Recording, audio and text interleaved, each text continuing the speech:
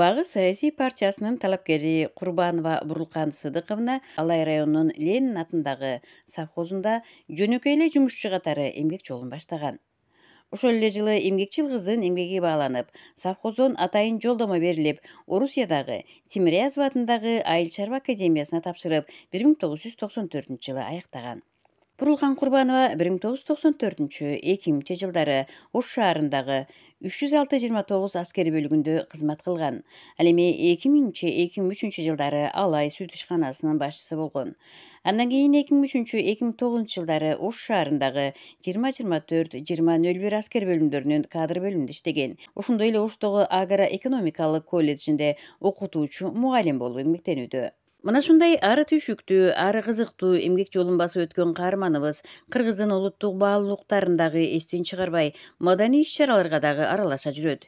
Эң негизгиси, мекенчилдик сезим менен эл үчүн кыла турган иштери али алдыда экендигин баамдаган жердештери, замандаштарынын сунушу менен азыркы тапта Жогорку Кеңештин 7-чакырылышына депутаттыкка талапкер катары Багыт саясий партиясынын атынан катталган. Учурда эл аралап шайлоочулар арасында үгүт иштери жүрүүдө. Өзүңүздөр баамдагандай, Багыт саясий партиясынын талапкерлерин Айтылуу Алай жергесинде дагы жакшы кабыл алышууда. Алай ханшасы атанган Курманжан Датканын мекени болгон бул аймакта мырзалар менен катар эле эмгек өтөп келатышкан Бурулкан Курбанова өңдүү айымдардын дагы чечкиндүү иш-аракеттерине баа беришип, ишеним арткан элдин бир катар суроо талаптары дагы бар.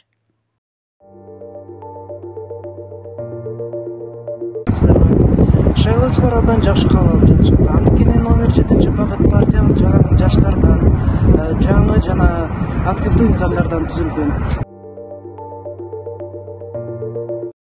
Шайлоочулардын талаптары абдан көп болуп жатат. Эң биринчи эле талабы бул Алай районунун деги эле Кыргызстандын мал чарбасынын өнүктүрүү. Ошол менен бирге эт, сүт жана килем заводдорун куруп берүү, дагы тоюп жана жайыт маселесин чечип берүүдөн суранып жатышат.